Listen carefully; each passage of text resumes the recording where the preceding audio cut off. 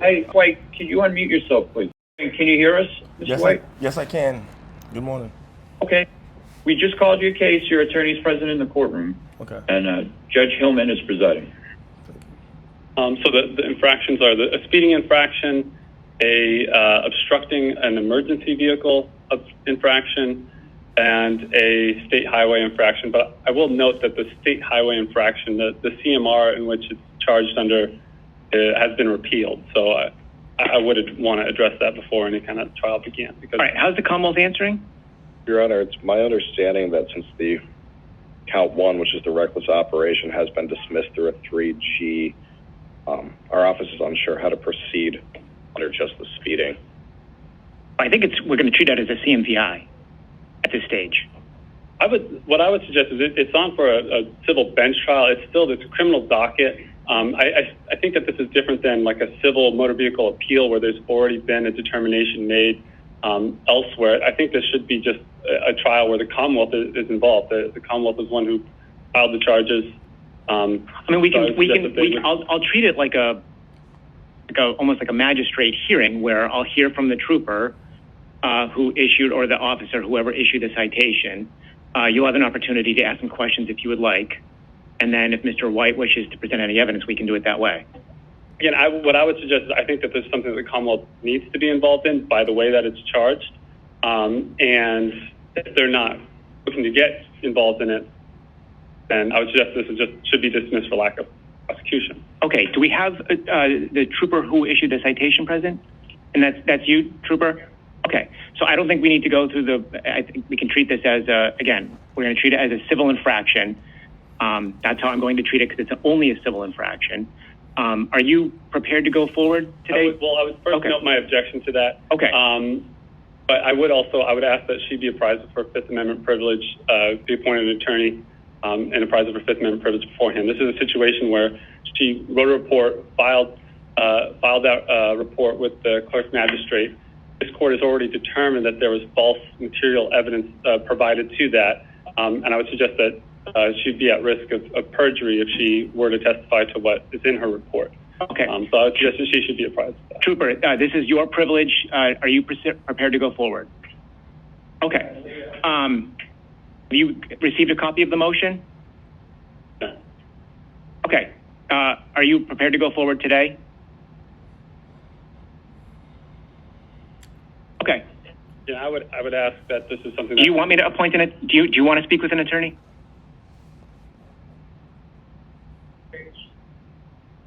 Okay, it's your privilege. So if you're prepared to go forward, we'll go forward. Okay.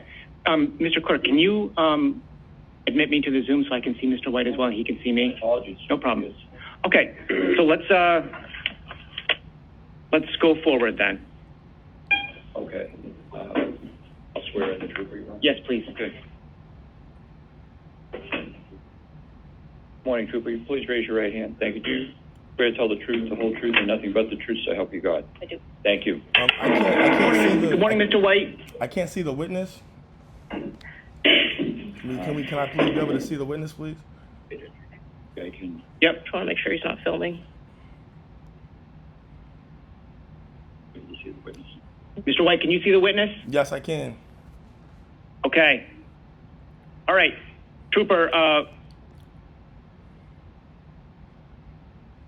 I'm going to hear from you, Trooper. What's your name, please? Trooper Yasmin Sabrino, sir.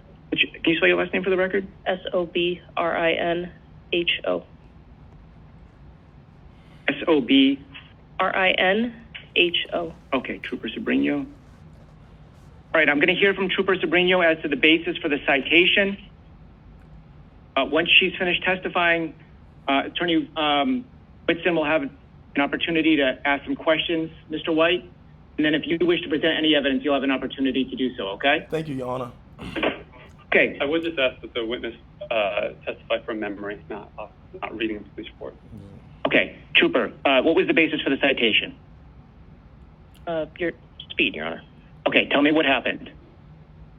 I was conducting LiDAR and radar speed enforcement on 84 westbound in Sturbridge. At the time, I was assigned to the State Police Sturbridge Barracks. All right. Tell the court the basis for the citation. Tell me what happened.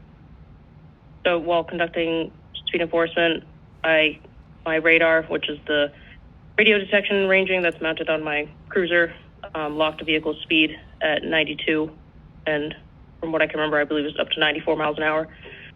I then used my LiDAR, which is light detection and ranging. It's a binocular device that I locked in because I observed a white Chevrolet SUV traveling at a high rate of speed. From what I remember, tailing other vehicles, driving very aggressively and unsafely, and I locked the vehicle's speed on my LiDAR at 94 miles an hour as well. Okay, what else would you want? What else would you like to tell the court? So at that point, I left my stationary position. I had to drive upwards of 100 miles an hour to catch up to the vehicle in the left travel lane in order to stop it due to this high rate of speed. Anything else you want to add? If I'm going based off memory, that's all I have. I was summoned this morning, so. Okay. All right. Any questions? Trooper Sabrino, why did you lie in your police report about what took place that day? I did not lie. You're aware that the court has already found that you provided false material evidence to have a complaint issued against Mr. White for reckless operation, correct? No, I'm not aware. You're not aware of that? You haven't seen that decision that was made? No. You haven't discussed that with the Commonwealth at all? No, I was never involved in any of the court proceedings. Okay. And you haven't spoke with the Commonwealth about what happened previously? No.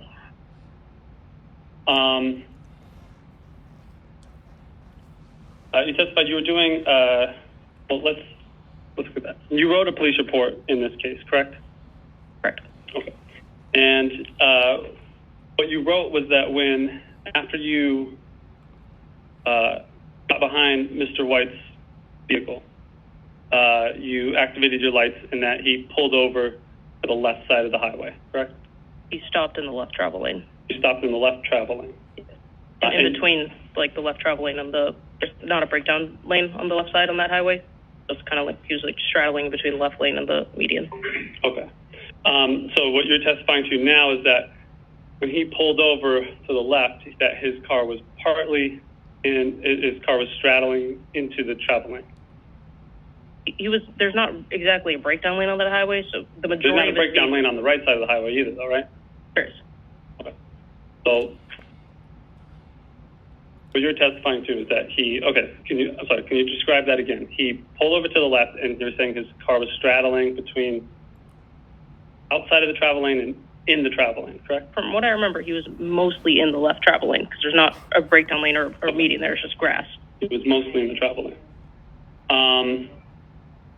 And you write that in your report that he put on his left signal, came to a slow stop, and stopped in the left travel lane. That's what you put.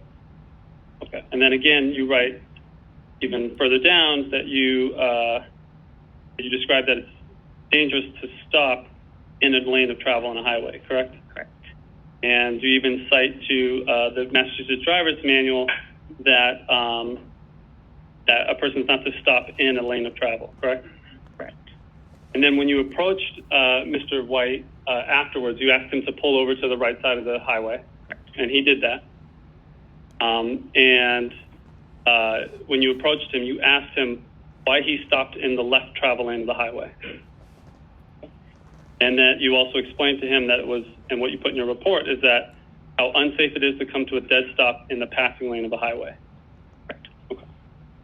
Now, at this time, you were wearing a body-worn camera, correct? Showing you a still of your body-worn camera. Do you recognize that as your body-worn camera would have shown where he stopped on the left side of the highway? Yes. Right. It's fair to say that his car is not in the travel lane, correct? Once he initially stopped in the travel lane, and then he correct. It's fair to say that his car is not stopped in the travel lane. At that time, no. Once I got on my So this cruiser. is a fair and accurate representation of where the car was pulled over on the left side of the highway initially. Not initially, no, but.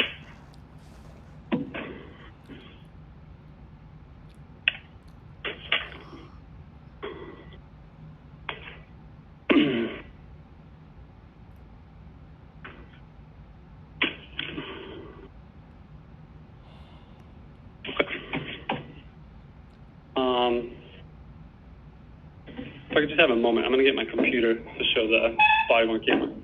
I mean, What's it relevant to? to show that she's lying about where the car stopped. You'll see Not what I exactly said. where he pulled over. She's saying this isn't fair and accurate. Then I'll submit the body-worn camera that shows exactly where she approached the vehicle. Do you have any Yeah. photographs of it? This is a photograph of it. Your Honor, if I may, I do not have a cruiser-mounted camera, so it does not show when I initially turned on my lights. He did come to a dead stop in the left travel lane, and I continued to lay on my horn and my sirens to hope that he would get the hint, move over, and he just, once he came to, like, I stopped and I got on my cruiser, that's when he did that. But initially, he was I think stopped the in the body-worn left camera travel will be lane. even. This is what her How long is the testimony body-worn is. camera? 4 minutes. Not even. Okay.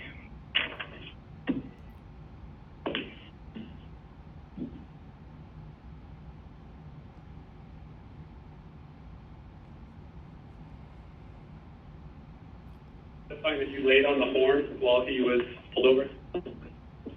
As While he was pulling over? As I was trying to pull him over, I maneuvered between my horn and my sirens. Laid on your horn? Their horn. The body-worn camera has audio, correct? It doesn't kick in until after 30 seconds, but yes.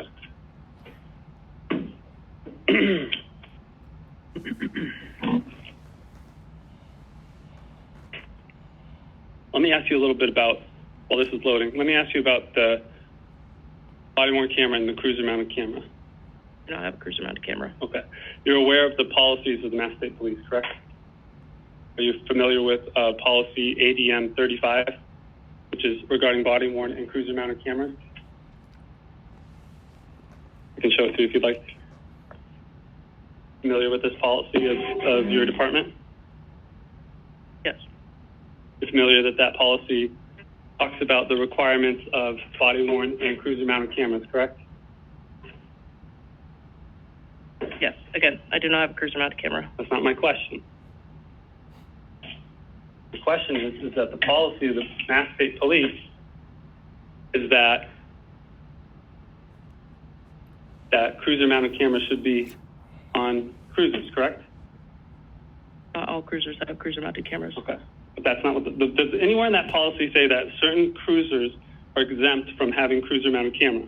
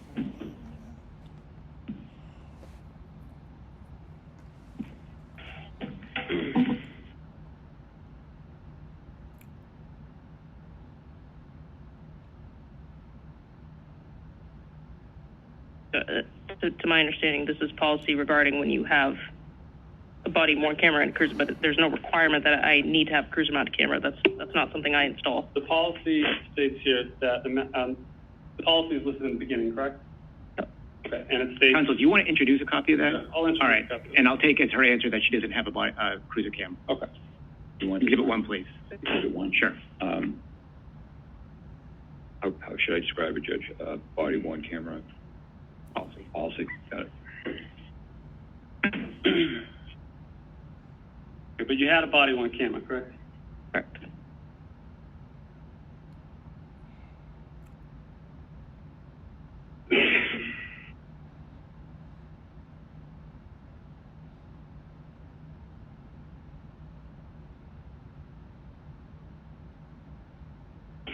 Apologize, Judge.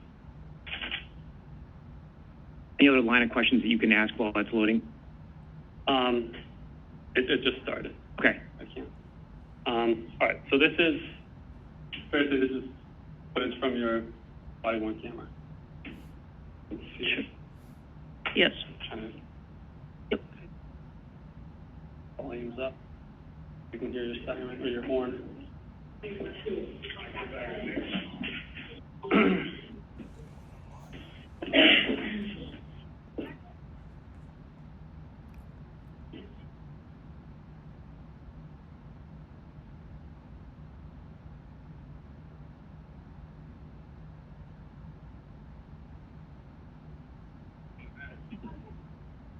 At this point, you've already started pursuing Mr. White's car, correct? Correct. Because you were stationary when you were doing traffic enforcement. Correct.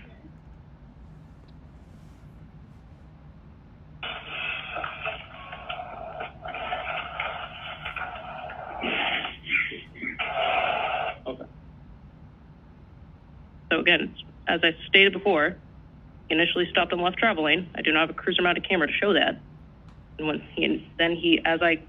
what you don't hear is me laying on the horn and the sirens because the audio doesn't kick in until 30 seconds. Okay. Then he eventually moved over. But that's not where he initially stopped. Look at this again. I want you to tell me when to pause it when you stop your vehicle, because you can see the trees moving, correct? While you're driving. If he stopped, you'd be stopped right behind him, correct? You're still moving, correct? Mm-hmm. So in my report, I put he was slow to stop. And what you testified to is he stopped in the middle of the travel lane. That's why I raised my. Still moving at that point, correct? I raised my hand in aggravation because he stopped, and then he eventually did that. I'm gonna repeat it for the fourth time, Your Honor. I did not lie. I'm gonna repeat it for the fourth time that he slowed to a stop in the left travel lane, and then right before I got in my cruiser is when he moved over to that left median. But fair to say, from your footage, you're driving that entire time. You never stopped immediately. You didn't stop behind him. I slowed to a stop because of how fast I was going, and he also slowed to a stop.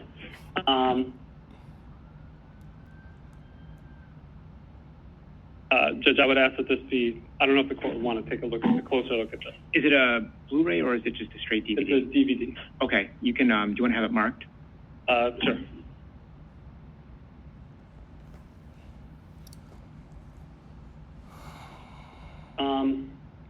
I might need this actually a little bit later. So if I can, some other questions that I have. Okay. How much time do you think you're going to need, counsel?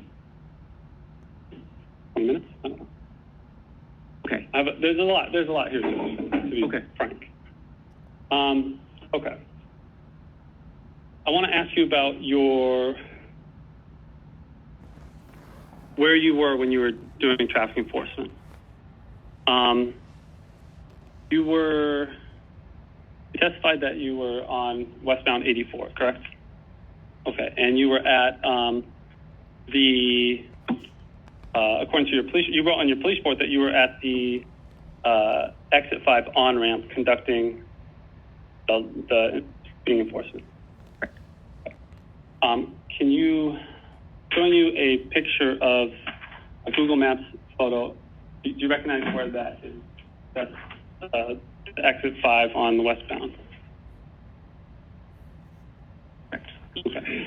Can you point or circle where exactly you were there when you were doing enforcement?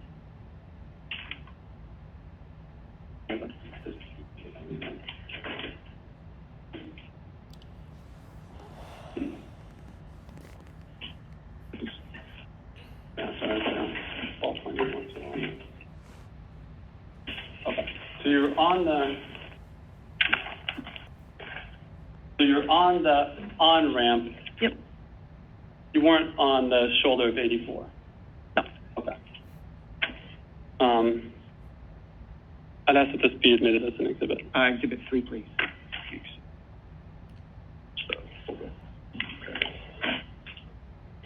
And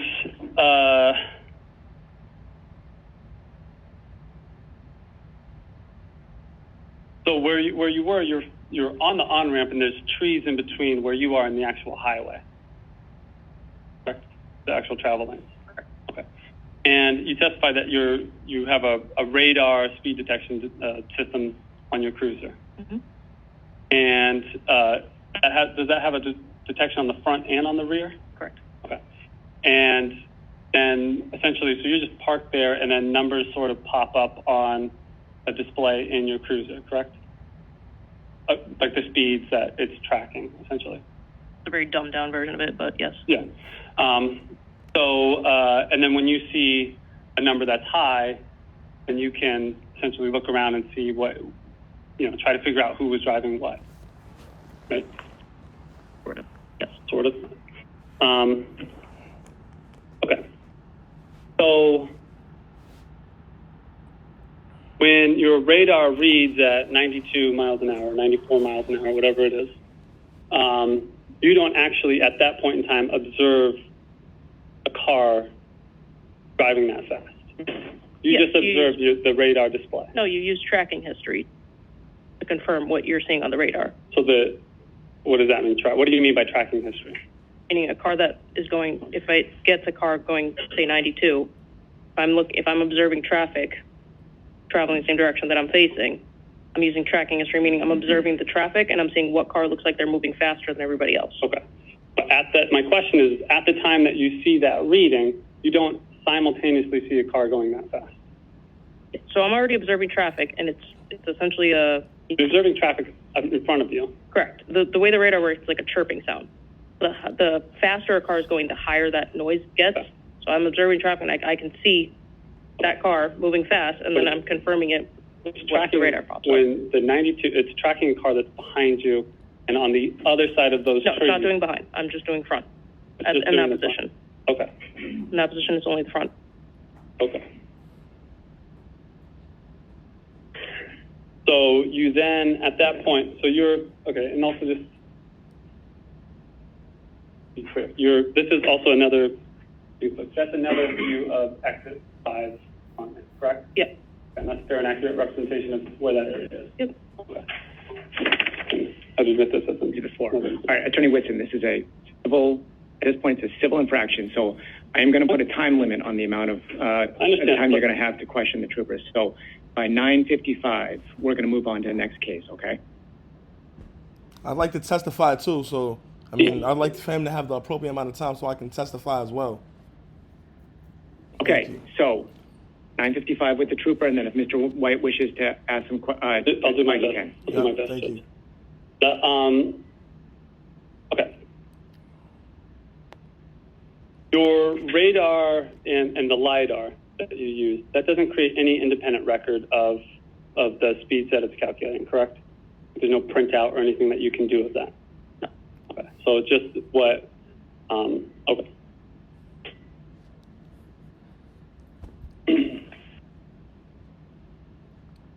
Now, after you pulled over Mr. White, and he pulled over onto the left shoulder, you approached his car and you told him to pull over to the right side of the road.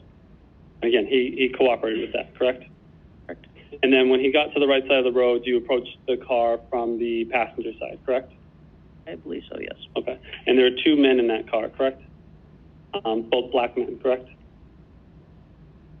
And you asked Mr. White for his license and registration. Okay. And he gave them both to you. And then you asked him where he lives, correct? And you asked him where he's headed. Most likely. That's pretty standard on any traffic stop. Okay. And he told you he's headed to New York, correct? Which is the way you would, I-84 is the way to get to New York, correct? Yep. And you asked him for what purpose he was going to New York for. And he told you he was going for business, correct? I don't remember, I'm sure. With watching your body camera? I'm going to take your word for it. That's what he I'm asking you to testify. So did you ask him what business he was going to handle? If that's what he responded, probably. That's what I would follow up with. You asked him how long he was going to be there in New York for?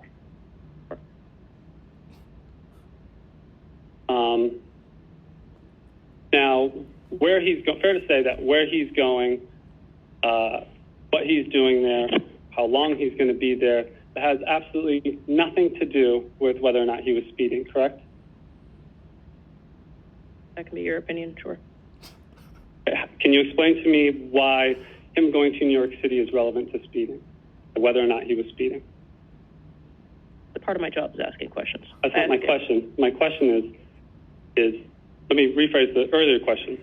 All of those things that you questioned about, where he's going, why he's going, how long he's going, that has nothing to do with whether or not you can issue him a citation for speeding. Is that correct? It does, though, because some people will give me a different story. Or they'll say, I'm in a rush. So when you pull a person over for speeding, are you investigating a speeding or are you investigating something else? I'm trying to get a story from them. Why are you going that fast? So explain to me why a story is relevant to a speeding infraction. Maybe they can explain to me why they have a reason for traveling that fast. Okay. And how long they're going to be in New York, or how long they're going to be there, that's relevant to why they're traveling fast?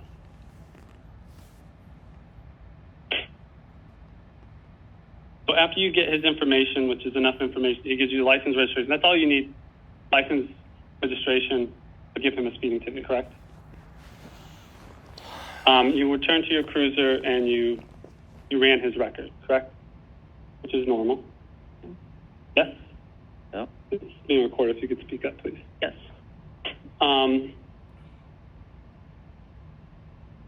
And when you looked at his record, you immediately called for backup, correct? Okay. And when your backup arrived, recall who the trooper was that arrived? Trooper Tobin. Trooper Tobin. Earlier. When the Trooper Tobin arrived, you went and you spoke with him, correct? Before reapproaching Mr. White in his car. Yep. And at that time, you explained to Trooper Tobin what was going on, and you referred to Mr. White as an asshole. You told Trooper Tobin that Mr. White was going like 95 miles an hour, cutting people off, weaving in and out of traffic, correct? And you said that you told Trooper Tobin that he's driving a rental car and he's going to New York, and you used air quotes to handle business. Because that's what he said. Okay. But you used air quotes. That's probably why I used the air quotes. quotes, is because he states that. Okay. You said you want to get him out and charge him with reckless off. Now, in your report, anywhere in your report do you mention that Mr. White was cutting people off, weaving in and out of traffic? Yes, in the first paragraph. In the first paragraph? Can you point to me where? They're probably in the first or second paragraph. Can you point to me where you say he's weaving in and out of traffic, cutting people off? I'm reading through it now.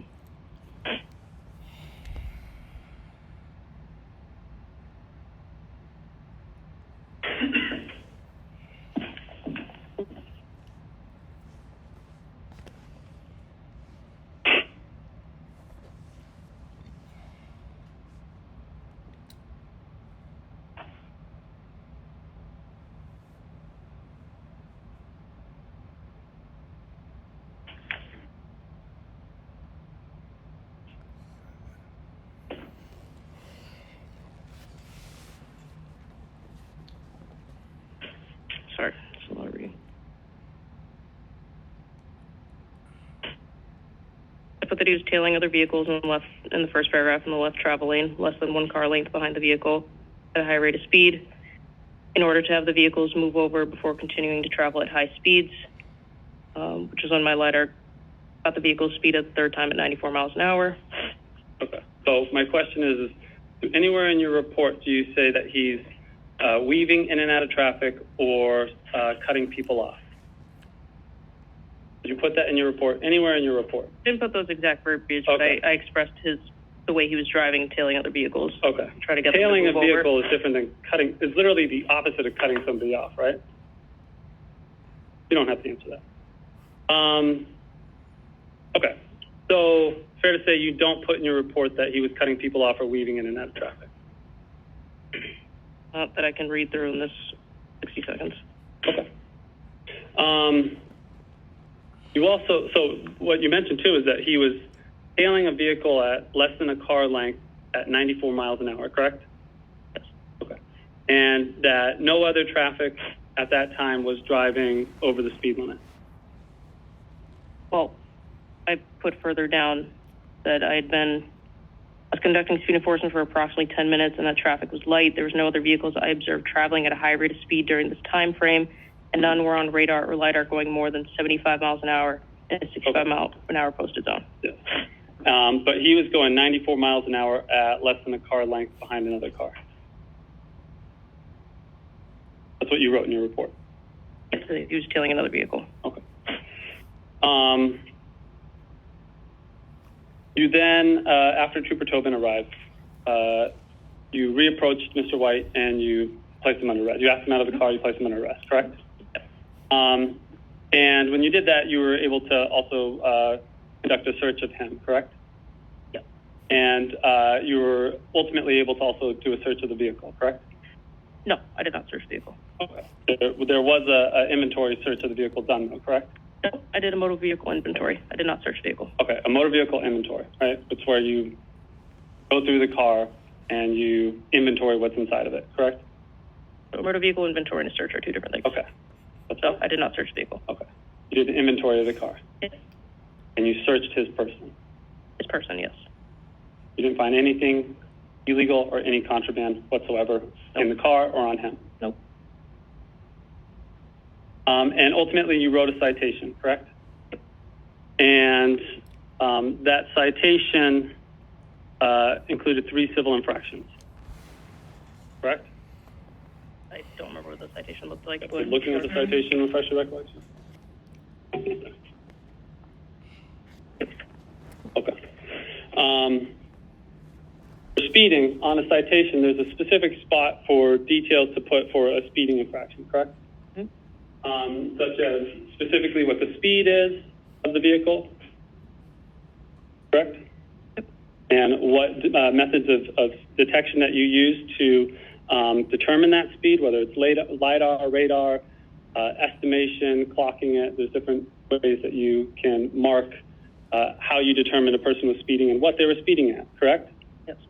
You left all of that blank. No, the speeding charge is here. I'm asking you about the specific section about the speeding, how fast he's going, what the ways that you measured that speed. You left that entire section blank, correct? Yes, because he just didn't allow me to. He stopped you from filing the citation? No, that's not what I said, actually. This incident happened on April 9th, correct? Yes. And on April 11th, you became aware that Mr. White had posted to his social media about his interaction with you. I did? Yes. How? I'm asking you the question. You learned about his posts on social media, correct? Eventually I saw them, but I don't know what date that was. Okay. 2 days after this, on April 11th, Mr. White, you filed a petition with the RMV, correct? Yes. And that was to do an immediate threat of his license. Yes. And what's the purpose of immediate threat? Can you enlighten me? And Trooper, Attorney Whitson, I'm going to have you start to wrap it up. Yeah, no, this is my last. Okay. What's the purpose of an immediate threat? It eventually gets somebody's license suspended if you provide the proper documentation and narrative. Eventually does, or it immediately does? It'll show up on their driving history, yes. Immediate threat, and their license gets suspended if the RMV approves it. Okay. Why would you file an immediate threat on somebody to take their license away immediately? Let me rephrase that. If you felt that a person having their license was an immediate threat, that's what the immediate threat suspension is for, correct? To take somebody's license away immediately, correct? Because they're a dangerous driver. Did you file an immediate threat on the day that you arrested Mr. White? No. The next day, did you file an immediate threat on Mr. White? I don't know. I think I was off. That was probably off that day. Okay. I don't remember what my schedule was. Okay. So you waited Not 2 days to file an immediate threat. Okay. Nothing further, Judge. I would just amend the following motion. Okay, we'll mark, I think we marked that as exhibit number 2. Yep. Okay, Trooper, you're all set. You can step down. The CD code. Thank you. Yes. Somewhere around here.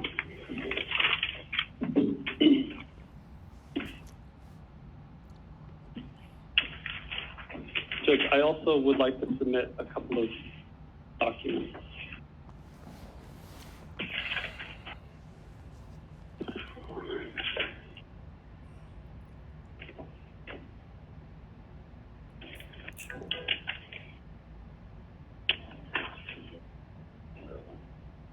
What's that, Attorney Whitson? I would like to submit the decision. It's already in the file, but I'd like to submit the decision on the motion to dismiss. Oh, I don't think I'm going to take that. But I asked the court to take judicial notice. I know it's been alluded to. Was it a 3G motion? It was an Odell motion in which evidence was considered, in which body-worn camera was considered. This court has already made a determination. So I'll do this. What I'm going to do is I'm going to make my own credibility determination. If you're submitting that as an exhibit, which has been marked as exhibit number 2, then I will view it. Okay? All right. So I'm not going to take the decision. It's in the file. But I'm not going to consider another person's assessment. What I will do is I'll make my own assessment based on the body-worn camera. Okay? I would just note that I wouldn't suggest that it's a credibility assessment of another person, which is it's this court's decision. It's a finding by another judge. It's a determination by another judge. So I'm going to confine my decision, my own credibility assessment, and I'll do that by the evidence that's presented at this hearing. And then, Judge, I just asked Mr. White to testify. All right. If he so chooses. Are you content to rest on what you have?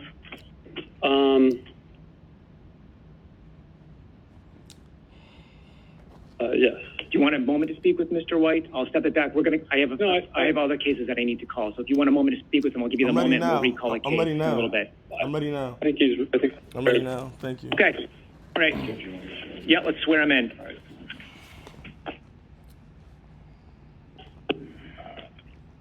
Onyx White, will you please raise your right hand? Do you swear to tell the truth, the whole truth, and nothing but the truth, so help you God? Yes. Mr. White, if you can just introduce yourself to the judge. Hello, Your Honor. My name is Onyx White. I'm from Boston, Massachusetts. Mr. White, obviously we're here talking about a traffic stop of you on April 9th of 2025. Do you recall that day? Oh, yes, very much so. Okay. Can you describe what you were doing that day? Why, just generally what you were doing that day? Oh, well, I'm an artist. I'm an activist in Boston, and I was handling business in New York. I was invited to further my career, and so I was just handling business, typical driving to New York. Okay, and so you had a meeting in New York that day? Is that what was going on? Yes, it was a business. The next day? Yeah, no, it was that day. It was, I think, later on that night. It was a event I was supposed to attend to discuss some business. Okay, and so that day you rented a car to go drive down to New York, correct? I don't know if I rented the car that day. I already had a vehicle, and I believe my vehicle was in an accident, and that's the reason why I was in a rental. Okay. And so while you were driving down 84, can you describe how you were driving?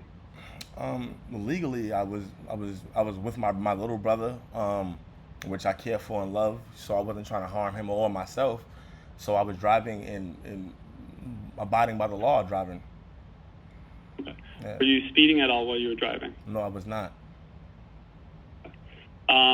Were you cutting people off or weaving in and out of traffic, anything like that? No, I was not. And at some point while you were driving, you saw lights activated behind you, correct? Before I seen the lights, I seen her just tailgating me. She didn't even have the lights on at first. She was just following me. and then eventually I seen the lights. Eventually she put the lights on. Okay. And what did you do when she put her lights on? Well, me not familiar with the area, and I don't want to be considered running from the cops, and I pulled over to I put my my signal lights on to let her know I was moving to the left, and then from there I slowly went all the way to the left to where I felt it was safe for the officer and myself. Okay. And did you pull all the way out of the left travel lane? Yes, of course. And at that point, what happened after that when the trooper approached you? So soon as I pulled over, I had the windows was already, I believe, down, and then she came. She screamed in the car for me to move over to the right. I followed her instructions to the best of my ability. And when you say she screamed at you, to what, can you kind of describe what her demeanor was at that point in time? Disrespectful, very threatening, not treated like an American citizen, treated like a dog. That's how I was treated that day, in which the body camera reflects. Yeah. How did you feel when she spoke to you that way? I felt like a slave, like a runaway slave. I felt afraid for my life with this woman screaming with a gun. That's how I felt, like a slave, like a runaway slave. Okay. Yeah. So when she asked you to move your car, you complied with what she told you to do, correct? Yes, correct. She moved to the right because at the time, the right barrier, there was like a barrier on the right. So even when she was behind me, I couldn't. The immediate open road was on the left. The right side, if you watch the footage, it's like a long barrier, and I'm not familiar with that road, so I couldn't just go to the right because there was nowhere to park on the right. Okay. So I followed her instructions. And so then when you pulled over to the right, she came back and addressed you in the car, correct? Yes, correct. Okay. And she asked you for certain documents, your license, the registration and stuff. Yes, that's correct. Okay. And did you comply with what she asked you for? Yes, everything she asked for, I gave it to her and tried to be as polite as possible going about it. Okay. And what was her demeanor with you at that point in time? She never was respectful to me. She never showed me she didn't treat me like a citizen. She treated me like a dog. She didn't know me. Like I said, she treated me like a slave, like I was her property, and she can just tell me what to do. And I was treated, that's how she talked to me. Not like a United States citizen. She like a dog, like a slave. And then she ultimately placed you under arrest, correct? After she berated me and questioned me and then eventually she called for backup and threw me in the back of her and ripped the door open. I asked for a supervisor to de-escalate the situation, and I was eventually placed under arrest, $1,000 bail for speeding and a false charge. And after that, you posted to social media, correct, about your interaction with her? Yeah, utilizing my First Amendment rights. Yeah, I definitely did. I wanted the world to know she's she's a threat to the community, especially the black motorists. Yes, I did on April 11th. Okay. And what? I was going to ask you, what day did you post to social media? I believe the first time was April 11th. Yeah, April 11th, 2025. Okay. Yeah. And that coincides with when the petition was filed for an immediate threat on your license, correct? Yes. Yeah. So prior to April 11th, after you had been arrested by the trooper, you still had a valid license, correct? Yeah. It was a valid license. I was out on bail. I was shocked that I was even arrested, but I was out on bail for $1,000 for speeding, and my license, I was able to move about in my own personal vehicle. Yeah, I was until she filed that false charge against the RMV. Okay. I don't have any further questions unless there's anything you think that you'd like to say. Okay, let me ask, does anybody from the Commonwealth wish to ask any questions of Mr. White? Your Honor. Okay, all right. And I'm going to take this matter under advisement, and the parties being notified in the mail with the court's decision. Can I be heard, though, Judge? Yes. Yeah. First, what I would suggest is that the court obviously take a look at the video. I think what's will do that. clear is that what Trooper Sobrino is testifying to is not true. Quite frankly, she's lying. And again, it's a DVD, not a Blu-ray, right? It's a DVD. Okay. It should show it on there, Okay. like on the disc. I'm pretty sure it's a DVD. Okay. When you watch the video, it contradicts what the trooper is testifying to. And you can see it. You can see the trees moving while she's driving. She's saying that he stopped in the middle of the travel lane. She repeats it over and over again in her this lie in her police report. She repeats it to the RMV when she files for the immediate threat. She repeats it in the statement of facts to get charges pressed against Mr. White, and it's false. And the DVD and the video shows that she's constantly moving. You never see her laying on the horn. She's constantly moving, and then eventually, as soon as the sound kicks on, she's out of the car, and you see where his car is parked. It's completely out of the roadway. This is something that she clings to as a way that essentially would be able to justify that he's driving recklessly in some way. But that's just simply not true. And again, I would suggest that that's already been determined by, quite frankly, what's a low standard of a probable cause standard for whether he can even be charged. That's already been determined that that's false material evidence that was presented to the clerk magistrate in this case. And again, being presented to this court again.